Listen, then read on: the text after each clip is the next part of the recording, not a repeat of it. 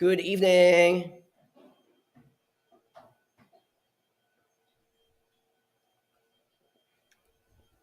Happy rainy Monday. I hope you're all staying dry. Am I right that today was a holiday? For most sectors, right? It is a holiday.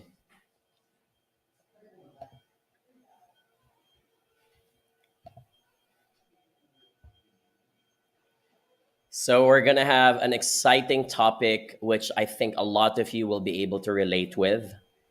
It has something to do with a colleague who may not be giving their best effort and colleagues who may be freeloading with your efforts. So we're going to talk about that for today's session. Uh, by the way, can I just request, because I'm in a room wherein I'm hearing some vacuuming happening. Someone's using a vacuum cleaner. Can I just check if you guys can hear that vacuum cleaner sound? Elaine Pernita says, "Why is it a holiday?" I think in certain parts of the Philippines and for government workers, I think it was a declared holiday because it's SONA, State of the Nation address, and also because of the pending typhoon. Okay. Camille Irish, by the way, on Facebook says, "Hi, John. I've got a new job. Thank you for your advice last time." I'm grateful that, at some point our tips and advice were able to help you.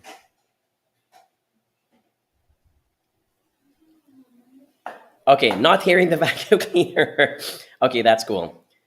That means that the noise cancellation feature of our device is working out well. So thank you.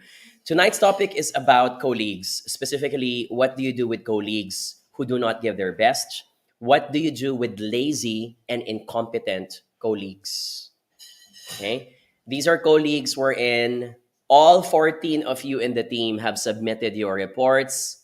This is the one who wasn't able to submit the reports on time. And they usually do it as often as they can because they think they can always get away with it. So we're going to ask the question, what do you do with these colleagues? What happens when they're not stepping up to the plate? And if they don't, it's going to mean the downfall of the entire business. And because even if they didn't give their best, you'd rather still help them because you don't want things to get worse. What do you do? Okay, so we're going to talk about that as well for this session. We're going to talk about what are the things that you ought to do in order to get it done. I'm trying to give people some stares just for them to know that I need quiet time in the room. Okay. Francisca Kill You on LinkedIn says, "That's what I'm currently dealing with." Sorry to hear. We're going to talk about that also later on. Iris says, "Not in a private company. We are waterproof." Okay. Thank you. If it's your first time to jump into our session or you just jumped into our session, could you please give us a like and a heart? We will appreciate that as well. It's going to help us improve our social media algorithm so we can reach out to more viewers who may be needing some career help. As usual, even if our topic is about managing a lazy or incompetent worker, please take note that you can still ask questions that are related to careers. So it may be about changing lanes, moving to a different company. You have questions about your upcoming job interview, all these things. Okay? We're going to ask them and we're going to answer them also tonight. We're going to target to answer 15 questions. As usual, in the middle of the live stream, we're going to give away free tickets to our upcoming workshop that's happening on July 28 and 29. So our workshop is Boost Your Confidence, Business Writing, Leadership, and Social Media Marketing. All 4 workshops, 3 hours each. And that means you get 12 hours of live learning in the flesh with yours truly at the SMX Convention Center in Fort BGC Aura. All you need to do is to answer our trivia question. We're going to call out the first folks who are able to answer it correctly. Plus, there's one catch. You have to share this live stream on your feed. So Facebook feed, LinkedIn feed, TikTok feed, please share it right now.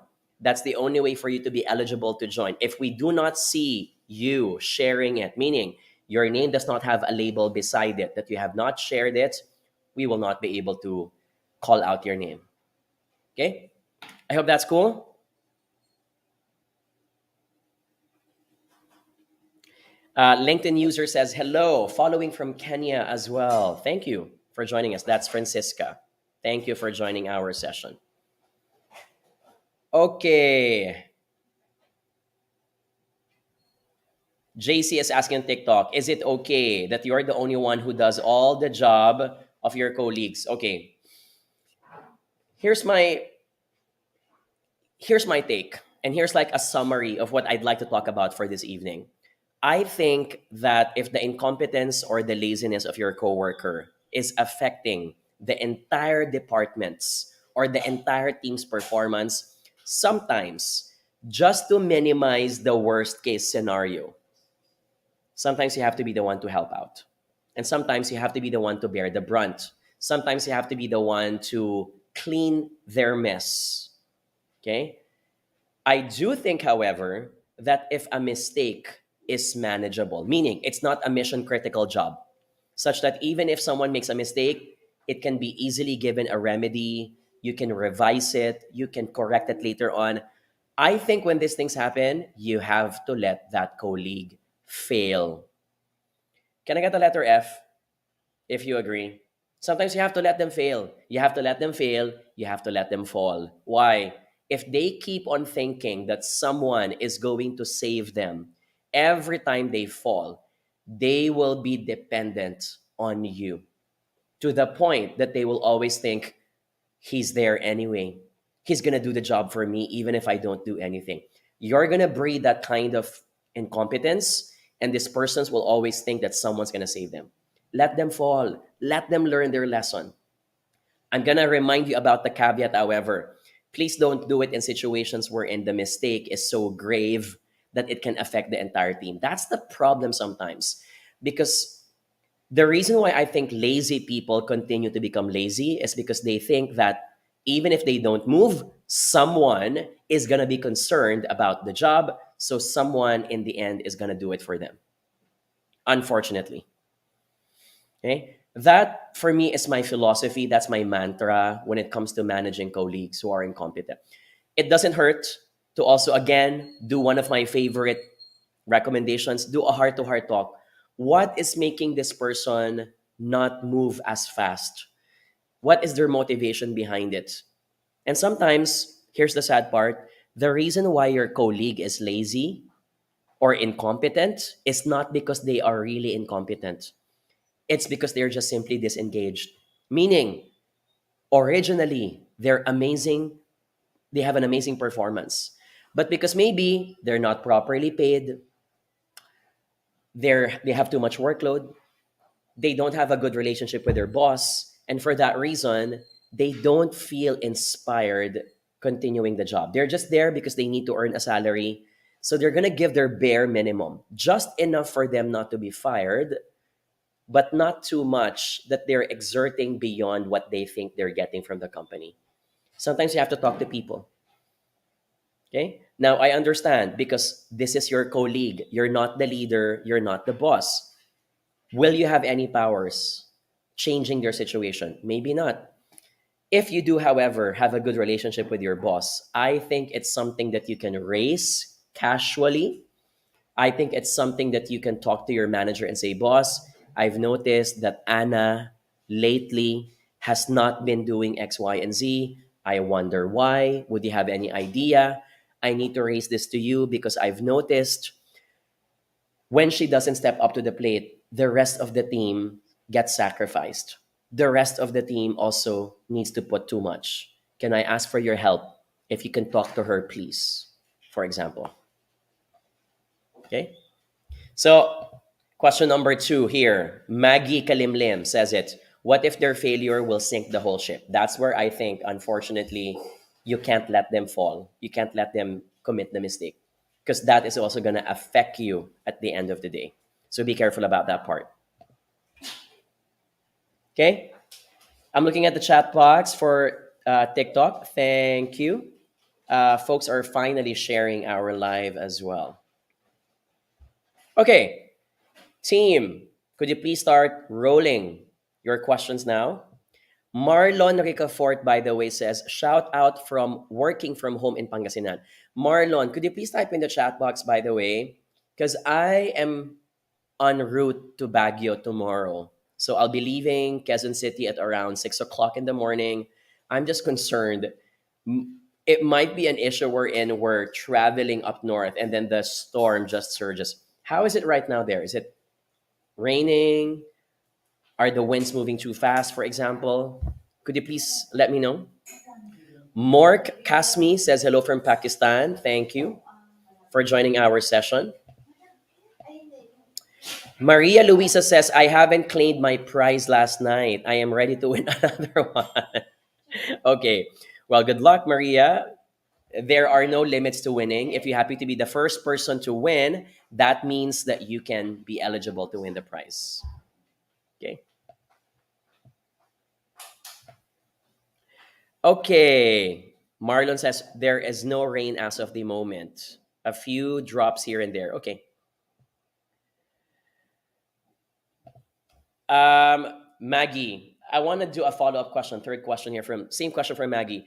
How can the management help these so-called lazy and incompetent individuals? Again, you have to probe and investigate. You cannot just assume that they're lazy. You cannot just conclude that they're bad people. Some of them aren't. Some of them just feel that they can't give their best because they're not getting it in return. So ask the reasons why. That I think is the first thing that the management should do. Any leader who has a lazy or an employee who's not fit to get the job done must always find the reasons why. You have to investigate. You have to probe. You have to ask. Okay. Thank you, Senorito, by the way, for your gifts. I appreciate that. Sunny Blue says, been feeling this lately. Okay, cool. Nina Rose Galano says, I'm excited to read your books I purchased in Shopee. I can't wait here. Thank you. I hope you get to enjoy the books. Which books, by the way, did you purchase, by the way? Did you get all four or all three? Okay. Question from Reynard. Oh, by the way, since folks are asking about the books, I'd like to invite you to get copies of our best-selling books. We have copies here from Grit to Great. Everything will be all right. I don't have the other book, by the way, the last one. All available in Shopee and Lazada. Also available in National Bookstore and Fully Booked. If you're in Vietnam, it's available in Saigon bookstores. And then if you happen to be in Malaysia or Singapore, you can also catch them in MPH or Kinokuniya.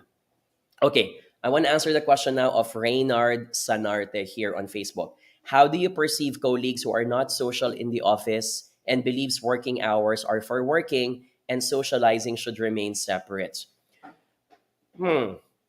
One, I am not gonna demand someone to be a social butterfly at work. I think at the end of the day, you're in the office and you're at work because you need to accomplish certain deliverables.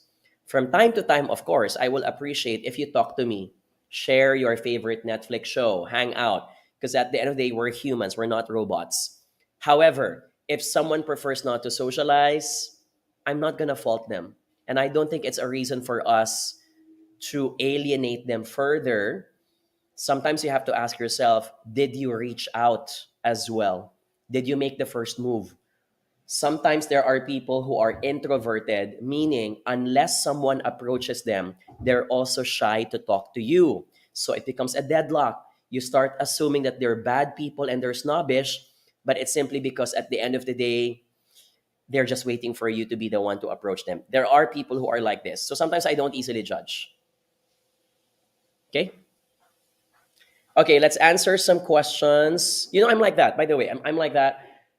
Obviously, I do this for a living. So when I'm here in front of the camera, I can sound like I'm the most confident person in the world. I can sound like I'm an extroverted. But trust me, guys, when I'm in a party, let's say in someone else's house, and I don't know anyone else, or let's say I'm in a meeting which I'm not presiding, I can be very shy. So I don't want to be the first one to initiate the conversation. So what I do instead is I just keep my mouth shut. Okay? So does that mean that I'm a bad person? Does that mean that I'm a snobbish person? No, it's just that I don't feel comfortable making the first move, which is unfair sometimes because some people judge you that you don't like to mingle with them when that is not my intention at all. Okay? On TikTok, we have a user here with three heads of pigs as his name.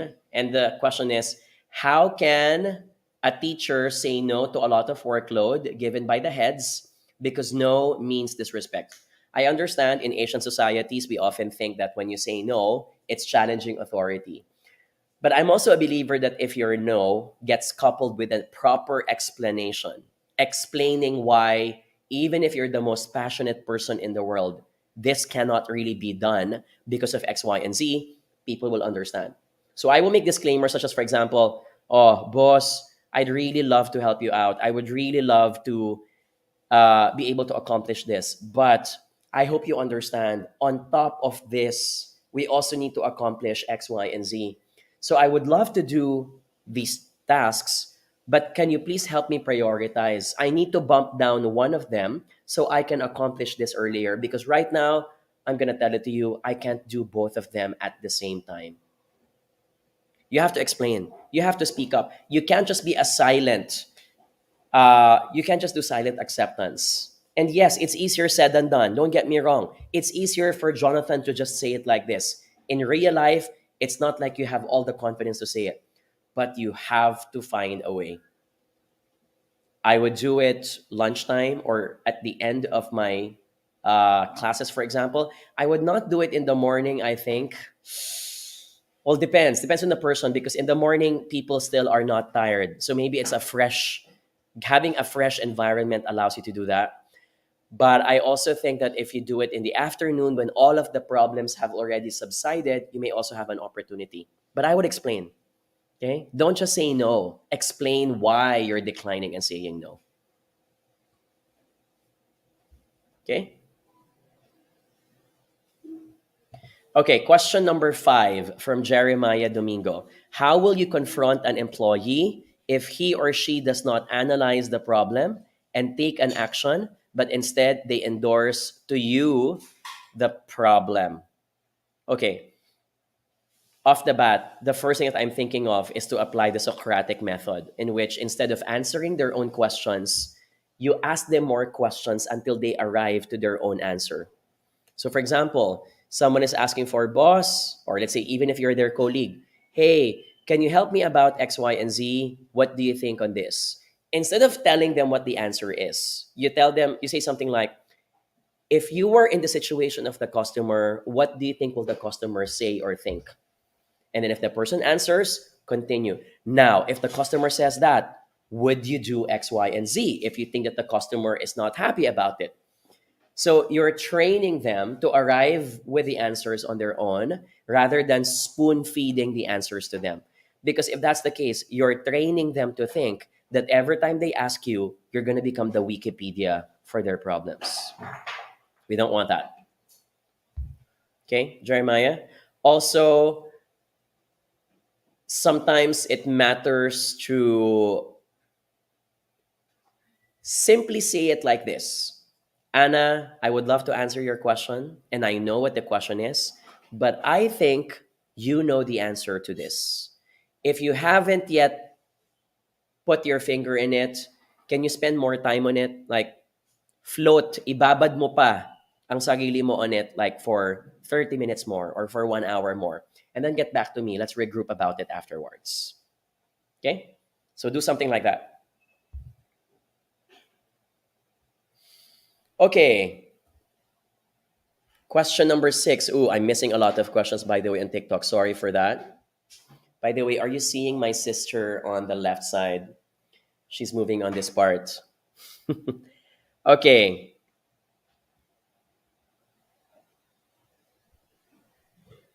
Ooh, okay. Random question, but let's answer this even if it's not related to the topic. Just Gav has this question. What should be the correct answer if my previous work experiences are always a year in between. You can simply say that you took personal time off. Okay? So here's my tip. Whenever you have issues in your job interview, avoid the drama. Skip the drama. You had a conflict with your boss, and that's the reason why you declined, why you left. Don't need to talk about it. Focus on the positive reasons and still the truth. And the truth is, when you're leaving a job, it's because you're looking for greener pastures. Stick to that topic. You don't need to talk about your conflicts with your manager. Same thing here. If, let's say, for example, the reason why you weren't able to find a job in 1 year because you just simply couldn't find a job, don't say that. It's going to make it look like you're incompetent or you're not good and skilled enough that employers do not like you. Instead, say something like, I had to take the time off because I had to take good care of my parents. I had to take care of my sibling. Or you can simply say, I had to do some online business and I wanted to learn from it. And I learned a lot from it, for example. You have to make it look like that the 1 year gap was for something that benefited you and was something that you needed to do. Okay? Just Gab. I hope I was able to answer your question. Mommy Gets 88. Thank you for your gift as well. I appreciate that. Okay, let's answer some more questions. Renz Sinag. Okay, I like this question from Renz. From TikTok again. How do I deal with a manager who does not support my career goals? Okay, Renz, my assumption is you have already exhausted all means, which led you to conclude that you cannot really rely on your boss. You've asked him questions, you've asked for support, they still ignore you and all these things. My take here is that all is not lost. You're obviously disadvantaged, but don't give up because there are many ways to still be supported. You can look for other senior leaders in the company. You can ask HR for support. You can ask the boss of your boss, and sometimes it might involve having to tell on your boss to their boss. When I had this opportunity, or can I call it as a problem? When I had this problem when I was, I'm going to be blunt. When I was working with Tony Fernandez, Mr. Tony Fernandez at AirAsia, I'll be honest, I didn't get much attention because I knew that he was very busy with a lot of things. I did get that direct coaching in my first 6 months, but as the months went by, he started slowly fading away. And that's also when I told him, Tony, I understand. I know that you will not be able to coach me the entire time because you also have other businesses to manage. Can you please instead assign me to another department or a business of yours, but I still want to directly report to the CEO. So I changed my career track. Sometimes you also have to admit that the only way to learn is to pursue self-learning. During times when I had a boss who wouldn't take good care of my career, I would watch a lot of YouTube videos. I would do these kinds of live sessions. I would watch people who can give meaningful advice so that at the end of the day, I do not waste the days go by without learning something new. I would ask all of my colleagues and tell them, hey, were you listening to my presentation this morning? What do you think of slide number 1, slide number 2? I was the most absorbent sponge. I would sit in meetings and I would ask the other participants, what do I think about X, Y, and Z? So self-learning is going to be part of it. The last thing I'd like to add here is, if you really have a boss who does not want to take good care of you, and this is the culture it seems in the company, you might want to ask yourself, is this the company that you want to work for at the end of the day? Can I get an exclamation mark? Yes? I don't think you will last long if you don't have a boss who will take good care of you. Maybe you will if you're just after the money and you're being paid a ridiculous amount of salary. Maybe you can last longer because you're after the money. But money isn't the only thing that makes you happy at work. It's also coaching. It's also mentorship. It's also socialization with other people. If you're not getting it, it might be time to reconsider looking for other greener pastures. Okay? Thank you for that question, by the way. I enjoy that. Ooh, Lou Doctor. Let's answer this. On TikTok again. What are the different strategies we could use to redirect and inspire your lazy coworkers? I've had this experience many times. Number one, you might want to do a conversation with this lazy coworker and ask them, if you were to choose a certain project that you love doing, that is still aligned to the objective of the department, what would that be? The lowest hanging fruit here is to enable them to do things that they love doing. By the way, I suddenly panicked because my laptop was not connected to the charger. And I'm thinking I might, okay, now it's all good. Okay. Sorry, going back. At the end of the day, when someone loves what they do, I think the concept of being stressed, the concept of being overworked, the concept of the unknown and being fearful of the unknown fades away. So when you can, and here's where it's a skill of a leader to assign projects to people that are aligned with their needs and their wants. So don't just randomly assign projects. Assign projects according to their strengths. Assign projects according to what they want to do. It's easier said than done, of course, because not everyone gets to choose their projects.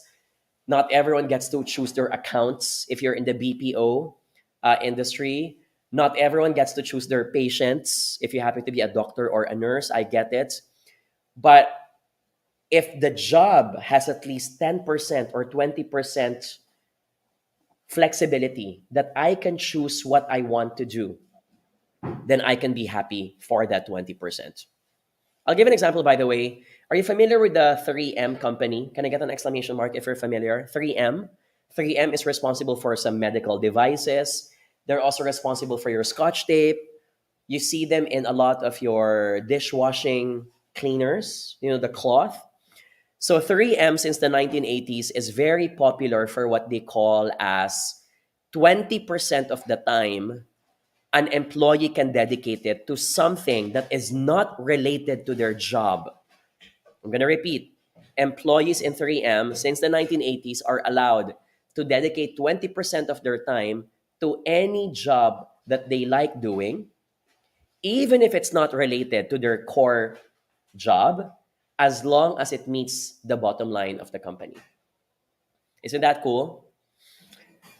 The story goes that the very famous Post-its, can I get a letter P if you're familiar with Post-its? The story goes that the founder and the creator of the Post-it was an accidental inventor. He was an engineer. Gosh, I forgot the name. I was placing his name in one of my slides because I have an innovation workshop tomorrow for 𝗟C. So I'm going to say hello to folks in 𝗟C. I'll see you tomorrow in Baguio City. I'm hoping that we don't get welcomed by the storm, by the way. So the story goes that the engineer in 3M accidentally discovered Post-it because while he was an active member of the church choir, he wanted his choral, his choir sheets, his song sheets. He wanted to put a bookmark so that he can identify which of the sheets are used and not used, or which sheet is he reading. But he wanted to make a stick-on to the page, not permanent, but not too loose. Just the right amount of adhesive. And lo and behold, he was able to suggest that that should be the Post-it. And he can write notes on the Post-its. Can I get an exclamation mark? Right? Mabel says, proud 3M ear, 3M'er here. Okay. Am I right with the story? Is this something that has been told in your company, by the way, Mabel, since you come from 3M? It's a very famous story. Gosh, I forgot the name. I can get back to you on that later on. But that's an example wherein when you allow companies to do things that they like doing, they step up to the plate. They increase and they live up to the expectations. The term for that is autonomy. At the end of the day, people are happier when they're given the chance to do things that they decide they want to do. Dr. Spencer Silver, is that the name, ba? Girl says that in the Tezzy, by the way. Thank you for the flower, for the rose. Okay. Okay, question number 8. Are we number 8 or number 7? Or 7 pa lang, no? 7. Okay. On Facebook, we have a question from Prissy Ann. How can we manage an incompetent manager Is it proper for me to correct her work all the time? Of course, as an assistant manager, I cannot submit an output that is poorly done and does not reflect the clear and accurate data, as this would have had a bad reflection on our department. This has been happening for years now, and it drains me so much already. Okay. Prissy, I assume that you report to this manager, by the way, right? I don't mind correcting my own manager as long as I say it in the right way without them feeling that I am stealing their job, because that usually threatens them, right? So I would lay out my intentions. Boss, I wanted to raise this. I hope you don't mind. I've noticed that we are missing X, Y, and Z in the presentation. Do you mind if I change this so that when our client sees it, they will see the correct data, for example? There is a way, there is a balance that you can strike between saying it politely, but still being firm that you want to correct it. Okay. Now, Prissy, your question, however, seems like it has been going on for quite a while. You said your verbatim is, this has been happening for years now, and it drains me so much already. So you might want to ask yourself, how long are you willing to have this? Because the alternative I am seeing for you is you become so good, so amazing, and the management team will notice it to the point that they will pluck you out of that team and assign you to another team so you can be given a better and a bigger role. That's a possibility for you. Eventually, avoiding your manager now who's incompetent.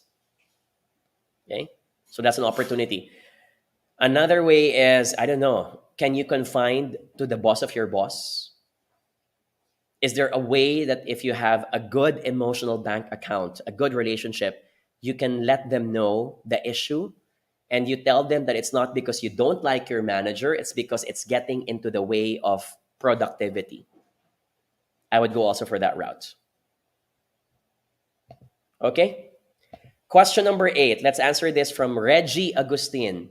Is it detrimental for an employee to opt out of the leadership path and choose to remain as an individual contributor? Okay, for folks who may be uninitiated, what is an individual contributor?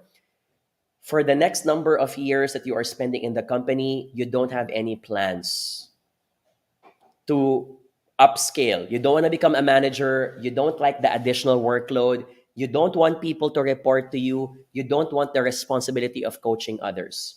Is that a bad thing?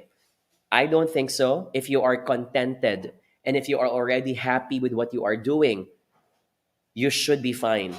The problem, however, is this. Not all companies are supportive of individual contributors. Can I get an exclamation mark? If you guys agree. Not all of them. Most organizations, many organizations prefer that if someone is doing well, they should be part of succession planning. There should be a path for them to be promoted and to eventually own an entire team. So my point here is, when you work for organizations, it will be great if you have an opportunity to find out if they also support individual contributors. What do I mean? Individual contributors prefer to not be part of bigger teams. Individual contributors, my dogs are barking. Individual contributors prefer that they stick to the same role, even if they have gone, even if they've mastered the role. So they can probably be promoted to a senior position, but they will not be a manager with a group of people reporting to them. So you can increase still your salary, you can still have merit increase, but you're just not going to expand the scope. Okay? So I don't see any reason why it's bad for you. Of course, my answer is going to be different because I have a different aspiration in life. I like leading. I like the concept of taking good care of people's careers, so I prefer that route. But in your case, Reggie, I don't think it's detrimental. The only thing that can backlash against you is that if you are working for a company who does not support individual contributors. So they might perceive you as not progressing. They might see you as stagnating because you don't like to work with other people, because you don't want to become a manager in the end. Okay? How do you know if a company is fully supportive of the individual contributors? Look around you. Are there other individual contributors in the company as well? If there are a lot of them, that means the company does not mind them having them in their organization. Okay? That was Reggie. Thank you for your question. Ayan, Arthur Fry. Yes, I remember. Arthur Fry is the name of the guy who invented Post-its. Thank you.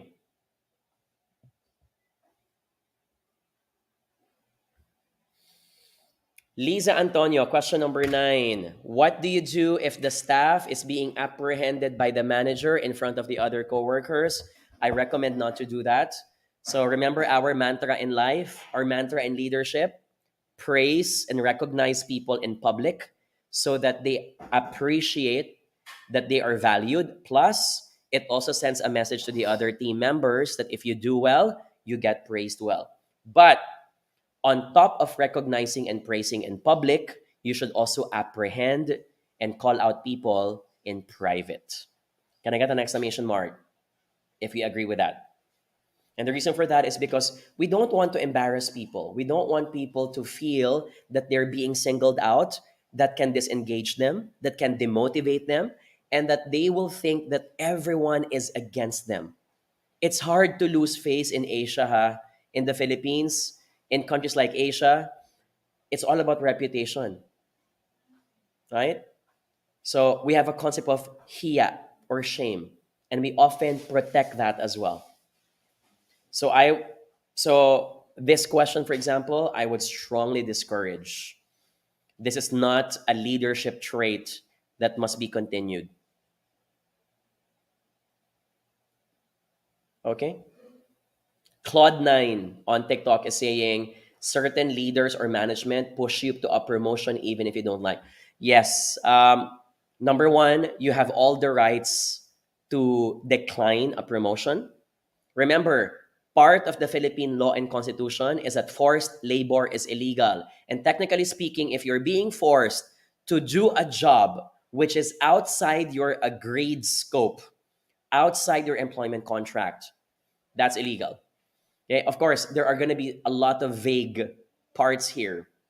I'm not a lawyer, so there are a lot of space of legal gymnastics and legal interpretation that allows companies to get away with it. However, I don't think you should accept a job or a promotion if you think you will not be able to perform it outright and things will only get worse. I'm going to flip the coin. Are there situations wherein I recommend people to take on the promotion even if they are afraid that they may not be ready yet? Yes. Which situations? Some people are just simply afraid because they're afraid of failure. But remember that learning happens when you do it more often. So we call that as learning by doing. So if something is unknown to you, don't automatically decline and say no. Take it for the next 3 months and 6 months. The worst situation is that if you don't succeed, you go back to your old position. But take it on because you'll never know if it's something that you can be really good at or it's something that you do not find difficult at all. Okay? I think it's time now to give away prizes. I hope that's okay. By the way, someone's asking, is your workshop on the 28th and 29th at the SMX Convention Center available online too? Yes and no. No, because it is not shown live on Zoom. It happens live in the flesh at the SMX Convention Center.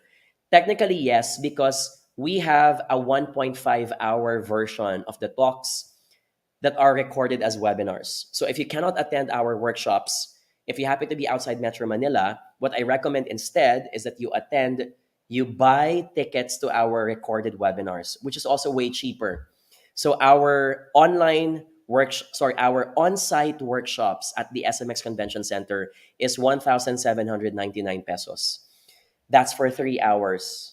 We have another version, shortened version, 1.5 hours, and it's a recorded webinar for only 499 pesos. That can be your alternative. And you can go to our website, johnnyabut.com.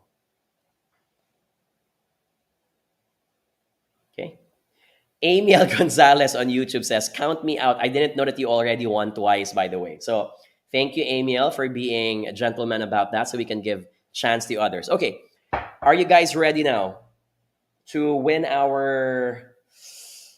gosh, I forgot to turn on the air conditioner and I'm so sweating right now. Okay, can I request you now to please share our live stream so that you can be eligible to win the prizes. If you do not share this live session in your news feed, you will not be eligible, unfortunately. So please share it. All good? What is our category for tonight? What do you think should be the category? Okay. Can I talk about... Wait, sorry. Can you just leave me for a while? Jen, is the remote here ba for the aircon? Ayan, can you turn on the air condition? Or give it to me na lang. Sorry guys, let me just do some admin stuff here. Okay, thank you. Okay, let's go back. My question is animals. Categories animals. Is that okay? Who loves animals? Can you give me a letter A, by the way, if you love? I love animals. You know, can I just share? So some of you may be familiar with my dreams. My ultimate dream in life is to be able to serve in public. So I want to become the secretary for tourism, which I'm working at. I'm working on that. I want to be in Senate twice if I can. And if I'm 55 or 60 years old, which is like 2 decades away, I would love to serve as the president of the Philippines. Long story short, that's part of my first book, by the way. I have a chapter about that. Long story short, if that doesn't work out, you know what's my alternative plan? I want to create a big orphanage for kids.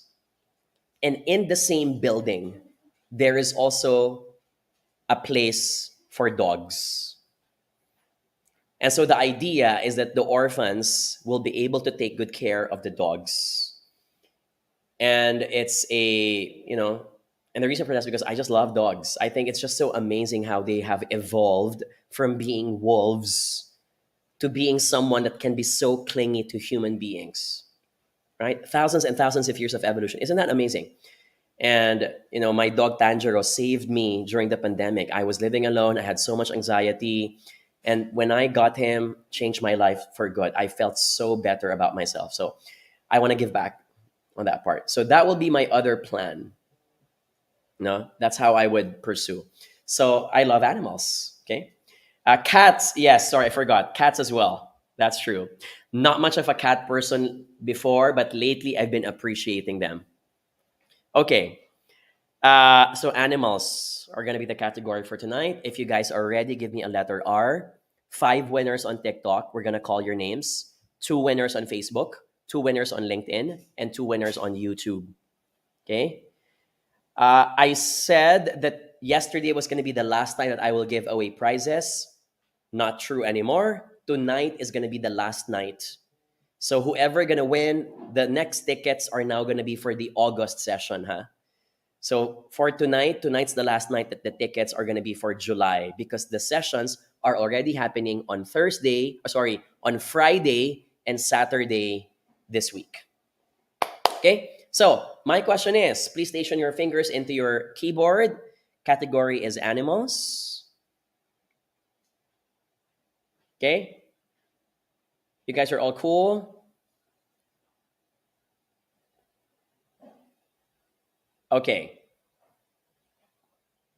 I'm trying to... Oh, Butch says, I love your plans for children and dogs. I want to apply. Okay. My question is, sorry, I was supposed to ask a question, but I realized it's not a question it's too difficult. So I'm going to change the question instead. Okay. Okay. I think you'll be able to answer this well. Okay. In the animal kingdom, and that includes human beings, there are different types of relationships that animals partake to benefit each other or to benefit themselves. Okay? So examples of that is mutualism, commensalism, parasitism, etc. Right?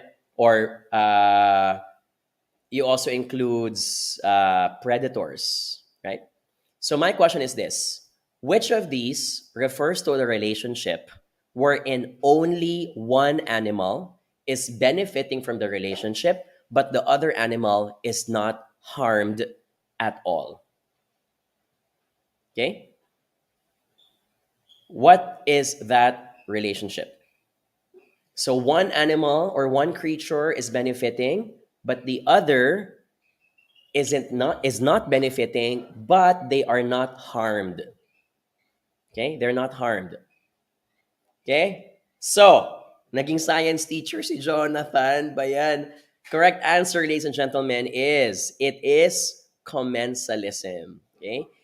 It is not parasitism because in parasitism, the other party gets harmed. It's not also predatorship because other party gets eaten. So mutualism is that both animals benefit from each other. An example of that is a bird eats the termites or the lice on top of the skin of another animal. So they both benefit from each other. Commensalism is that only one party benefits. Gosh, I can't imagine, I can't think of any relationship like that right now, but it does exist. I want you to know that. Let me check now on um okay. Sorry. Here's an example of commensalism. If let's say an animal stays beside another animal that does not eat them, but that animal eats the other predator of that other animal. So an example of that is, let's say, a fish, a certain type of fish swims besides a shark. The shark does not eat this specific fish, but this fish is swimming beside the shark because the other types of fish that will eat them, the shark wants to eat them. So it doesn't hurt the shark, but the other fish gets benefit from it. Okay? Ayan, that's true. Francis Edward Esteban says, a tree and an orchid. As long as the orchid does not get the energy, the liquids, or from the tree benefits. Sorry, the orchid benefits and the tree does not get harmed. Right? Somehow I think the tree can benefit. Why? An orchid can lure insects. Insects lure birds. And birds, how do they affect trees? I don't know. The droppings of the birds become the fertilizer of the tree, maybe, somehow. So there. So it's commensalism. Nevertheless, let me call out the winners now. Let's call out 5 winners on TikTok. Daming parasitism, oh. Okay. Correct answers now here. First winner is Aljon de la Cruz on TikTok. Congratulations. Second winner is Rain, Rain, with the number 4 on TikTok. Third winner is Chuck, Chuuk. Congratulations. Fourth winner is Alan, D as in dog. And finally, fifth winner on TikTok is Living in Jen San.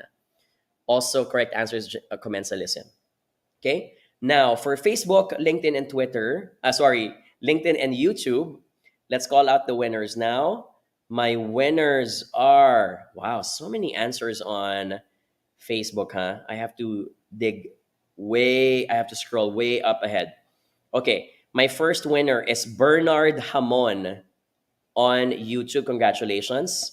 Ana de los Reyes, congratulations on Facebook. Next winner is JD Huang. That's the last winner on YouTube. Also commensalism. And then Irene Alice. Congratulations. That's the last winner on Facebook. I just need to call out the winners now on LinkedIn. My winners for LinkedIn. Ooh, I'm not getting the correct answer from LinkedIn, huh? Okay, Diana, letter C on LinkedIn. Congratulations. And finally, the last winner, also on LinkedIn, is Nino Michael de Guzman. Congratulations. Can I get an exclamation mark from all the winners and from all the non-winners as well? Let's congratulate our winners. If you're interested to join, even if you have not won, we still have tickets available. You can go to our website, johnyabut.com. For those watching on Facebook, LinkedIn, and YouTube, you see this link? You see that? That's the link, okay, that you can use to register in our workshops as well. Okay, let's go for our 5 questions now before we wrap up the session. So congratulations to the winners. Could you please give us a like and a heart? I will appreciate that. Could you please also give us a letter L if you are learning or unlearning something about managing your careers? Thank you. It makes me smile if someone, you know, we do this for free, and obviously I still also get to promote our talks, but the reward, the kick or the high I get out of this is that if someone gets enlightened better on how to make a better decision for their careers, because not everyone is in the best position to make those decisions as well. Okay, let's continue. For some folks who have already typed their question, could you please cut and paste instead in the chat box, because I will not be able to, I may have missed them out. Okay, Mads on Facebook. Mads Balane says this: what should a newly hired person do if they are feeling overwhelmed by the constant exposure to new tasks and responsibilities? Number one, don't always think that it's about you who's wrong. Don't always fault yourself. Be more forgiving. The reason why you're overwhelmed is not because you are incompetent all the time. It's because you are still in a learning curve. Can I get a letter C if you guys agree? Obviously, things are new to you. This will not be automatic in your brain. You will take longer time to think. You will need to ask questions from people. Some people will not be there to help you out because they don't know who you are. So be more forgiving. Don't take it against yourself, because this usually is the reason why you get sadder, disengaged, demotivated. It's normal. Everyone undergoes the same thing. Okay? Number one. Number two, ask yourself, and here's an important part. If you feel that you are overwhelmed, ask yourself, is it an issue of letter A, the number of workload, letter B, the absence of technology and software to get this done, or letter C, the absence or the lack of training and coaching? So you see what I'm doing here? This is important because you cannot pinpoint that the issue is always about you. Yes, it is an option. Maybe you're just really incompetent. Maybe you fake your diploma. Maybe you faked your competency. I don't know. But that's not the only reason why you're going to be overwhelmed. It could be because you're not properly resourced and supported by the organization. Ask for it. Boss, I would love to accomplish this task, but this will take me more than 2 weeks. One way to get it fast is to use a certain software. We need to buy a subscription for this software. Is that okay? Boss, all of my other teammates have been in the company for 5 years, so they've had proper coaching and mentoring. I don't have that yet. Can I be sent to a training conference? Can I be sent to a one-day workshop on how to do X, Y, and Z? That can speed up my performance. You have to speak up. You have to ask for these things. Sometimes your manager is just too busy that they don't know that you need help. I need to repeat that. Not all bad managers, not all managers who are not performing well are bad people. They just happen to be very busy people who forgot to take good care of you. Sometimes you have to nudge them and remind them, I'm here, I exist, I need your help. Okay?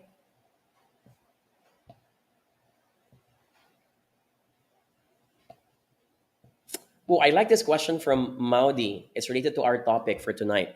As a leader, when do I draw the line in helping a person who was challenged? Number one, if you have been helping this person for the same task 3 times, 4 times, 5 times, the person does not need help. the person needs intervention. Princess, thank you, by the way, for your gifts. When I say intervention, what do I mean? Intervention such as reassessment if this person is even fit to do the job. Reassessment if the person is properly equipped. Again, with the right tools, with the right technology. You might want to ask, if you're the manager or boss, you might want to ask for a higher budget that they need to spend on something. When I say reassessment if the person is fit for it, there are moments wherein you were not the ones. You were not the one who interviewed this person. Maybe the HR person who interviewed this had a different perspective about their performance, and so they took them in. But in reality, they don't perform well. Ang daming ganyan, ha? Can I get an exclamation mark if you agree? The employee is so eloquent, so good in English. You get so impressed, but it does not reflect how they perform in the real job. And so they don't do well. Okay? The person gets challenged to get the job done. Okay? So that will be my line. If it's been repetitive and nothing changes, nothing improves, there's no point helping this person. You need to reassess if they should continue the job. Okay? Dexter G on TikTok says, I remember so many people. I agree. As a business owner, I have done a lot of interviews with people. You feel so good about this person. You laugh during the job interview. You feel like they're the one. And then a few weeks later on, you regret taking them in because, gosh, I should have seen the red flags. I should have seen X, Y, and Z. It happens.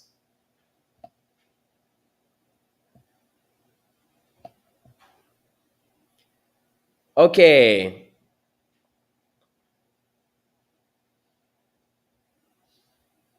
That was question number 12, by the way.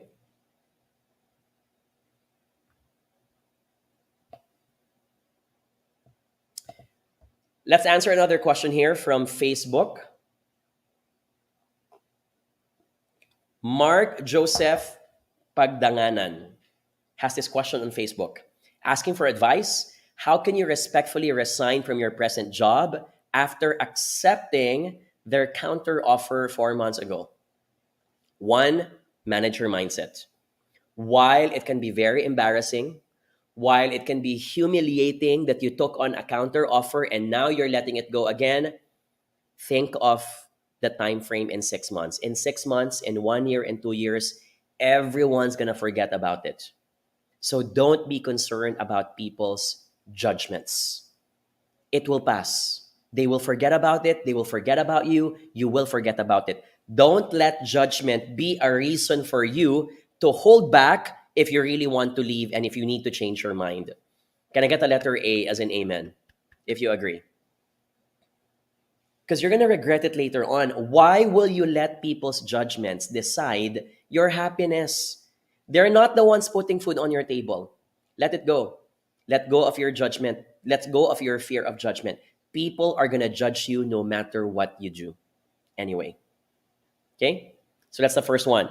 The second thing I'd like you to consider is you can give proper explanation as to why. And you say, when the counter offer was given to me, I thought it was the optimal decision that I should take. Unfortunately, I have been 4 months in the position and I feel that the things that I were expecting, I think that the things that I wanted are still not being met. Or I don't think that I still am happy or I became happier afterwards. And that's it. You cannot make people like them if you don't like them. You cannot make a company like you, like them back, if you really don't feel working for them. You're number one, you're not committing a crime. Obviously, I get your reasons why you're afraid. People will think that you're fickle-minded. People will think that you are not committed. Sure. But you have a decision to make. Okay? If you really need to leave because there's something else that's waiting for you that's better, go. Don't let other people's judgments decide for it. AC, okay. Can I ask this from the chat box? AC from TikTok is saying, tonight is my final interview. Any tips po? Before I answer this is question number 12, not number 13. Can we give AC a good luck, please? Let's type out in the chat box. I would love to see your responses, please. Para pampagood vibes for AC. Tonight is my final interview. Any tips po? AC, if it's your final interview, my assumption is this is like your third or fourth interview. Do I assume it right? Third or second? I don't know. There are so many things that I want to say, but obviously I'm limited for time. One, if it's your final interview, I'm gonna be admin here. If it's your final interview, this must be the interview wherein you might be talking about the financials. Finally, can I get an exclamation mark if people agree? Meaning, if it's your final interview, do not forget that at the end of the job interview, you should be talking about your compensation and benefits. Usually, you don't talk about this on the first or second, but if it's the final interview, that's important to ask because you're not just taking in any job because you just need a job. You need to know the value that they're putting as a tag price to your job. If it's not the kind of job that will give you the right amount of value, why pursue the interview? You're wasting your time. Okay, that's one. Number two, I'm gonna start with admin again. After this interview, do not forget to ask the HR interviewer or whoever's the recruiter and tell them, may I ask, how are you going to notify the successful candidate and when? And the reason for this is because I want you to gain some peace of mind. I don't want you to be paranoid every day thinking about it on whether you got the job or not because you don't know when are they going to announce it. The recruiter owes it to you. They have to give you a timeline. And the best practice is they usually notify only the successful candidate.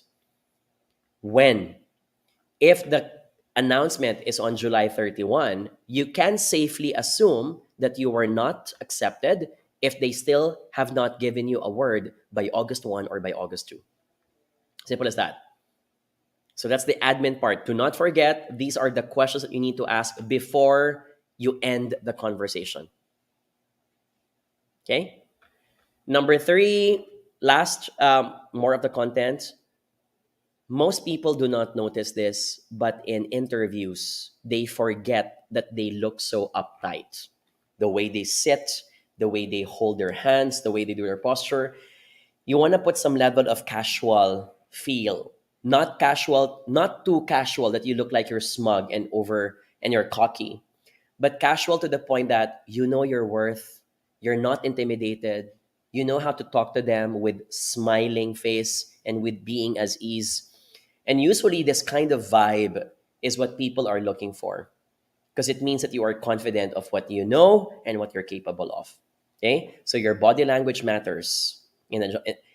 They probably have seen you many times. If this is your final interview, they have seen you what, 2 or 3 times before? You should be more composed and more relaxed now. Okay, AC, good luck to your job interview. Okay.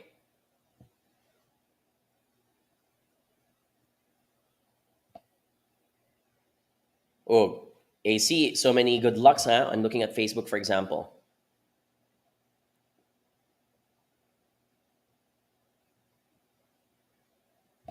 Kathleen is asking, casual? What do you mean by casual? I don't mean casual like doing a job interview wherein you're like this, for example. Like, you don't want to do that.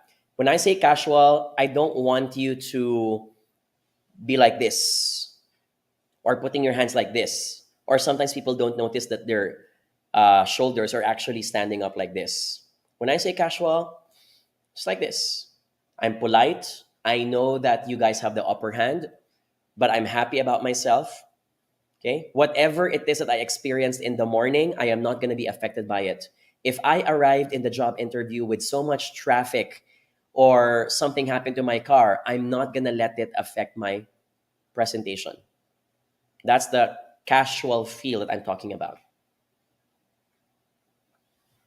Okay.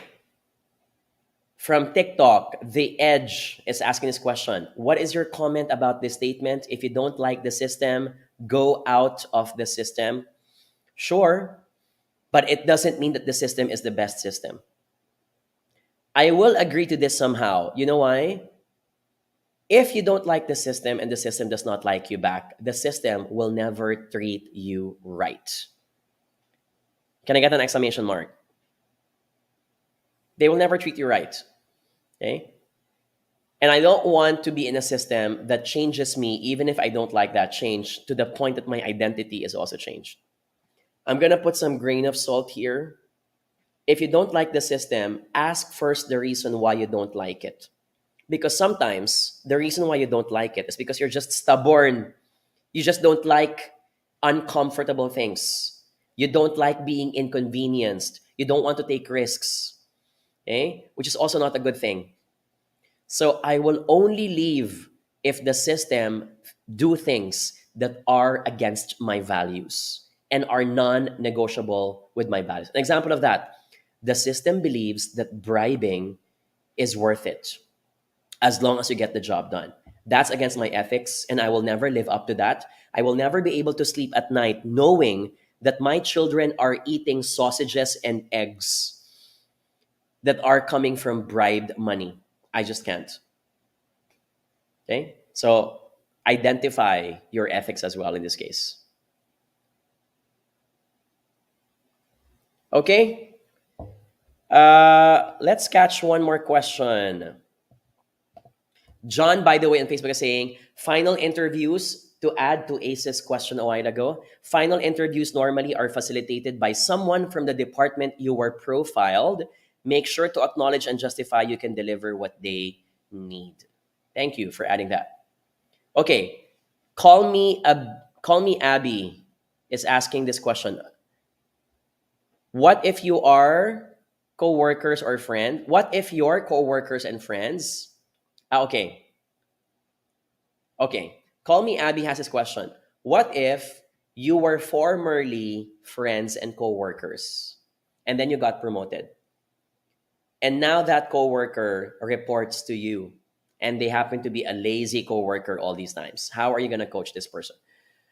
Oof, tough. It's a double-edged sword. On one hand, you can make use of your relationship as friends to be able to tell them things that might be painful and hurtful, but you're saying it because you're saying it out of care. So if the person's lazy, I will take advantage of saying, Miguel, you will not like what I will say. But I think we're close enough for you to know that even if I'm your boss and I have stakes on you, I want you to know that I care for you as my friend. And if this is the task that is assigned to you, I need you to step up to the plate. I need you to live up to the expectations because I want you to be able to hold on to this job. I would say something like that. I would lay out my cards on the table and I will take advantage of our good relationship as friends. On one hand, also, this is an opportunity for you to revisit the relationship. You cannot be chummies and be best friends with this person. Because the more you do that, the more they can take advantage of your friendship and they will abuse that relationship. So what I would usually do, and there was a discussion about this a few weeks ago, I answered the same question. I would say, I will minimize now the number of times that we are going to hang out. Let's say on a Friday night, I may not want to drink with my people because they're now my direct reports. And I don't want them to cross the line of intimacy and friendship. Okay? I will still probably hang out for lunch or for some merienda, for example, but I will also minimize that frequency because that is one way to draw the line of professionalism. You need to keep an amount of space and privacy between the two of you. Okay?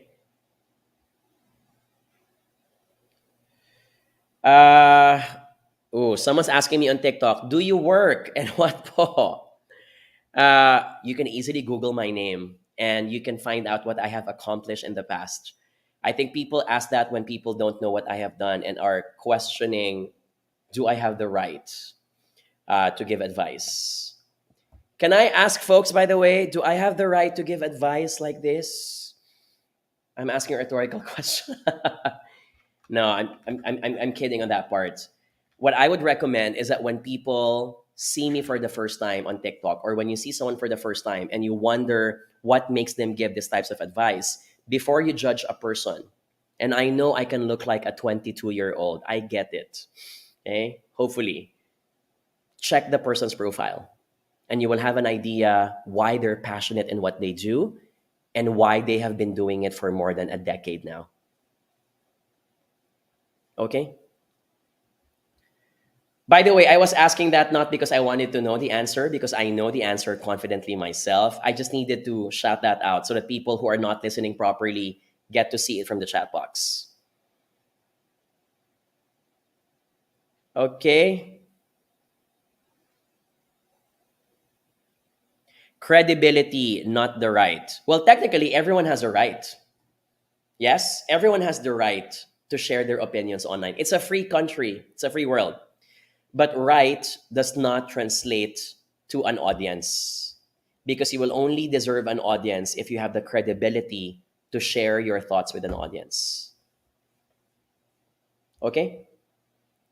I'm saying this kasi minsan sa TikTok, may mga nagme-message pa and I don't get affected because I know who I am. But I just need to say this because I want to laugh at it. May mga iba na, bigay ng advice, wala naman trabaho. So, do I have to wear a tie?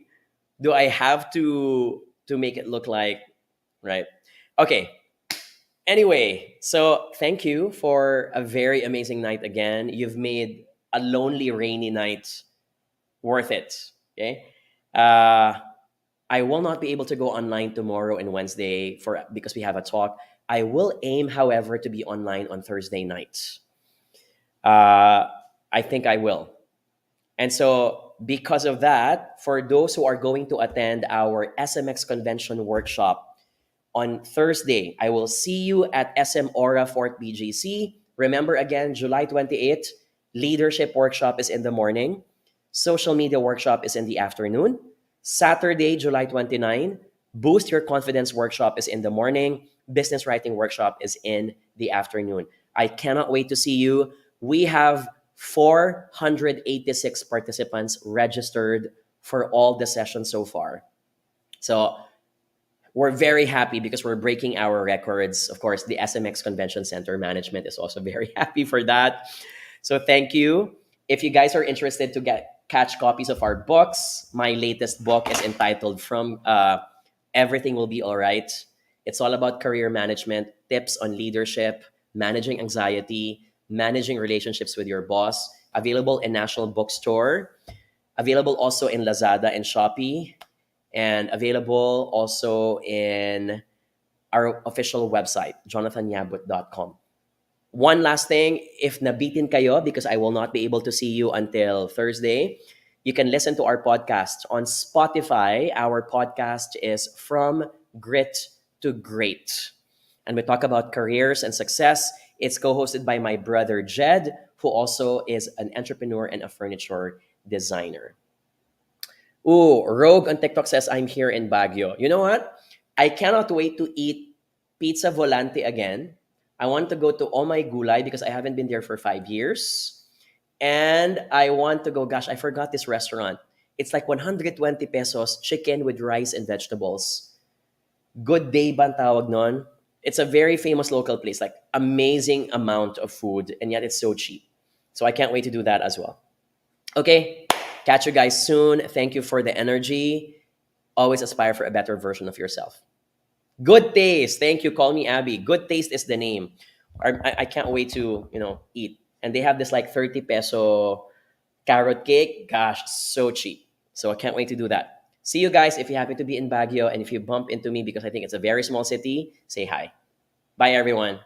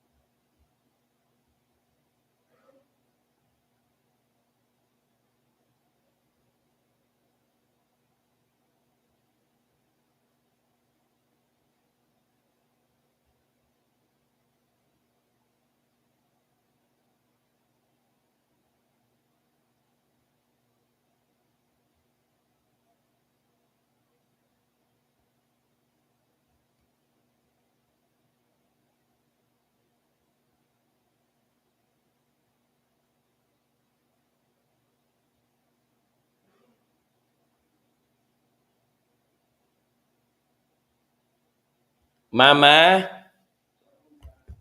kaloka si Mama. No, no, I'm done. I'm not yet. No, my volume is still on. I need to unmute my to mute myself now.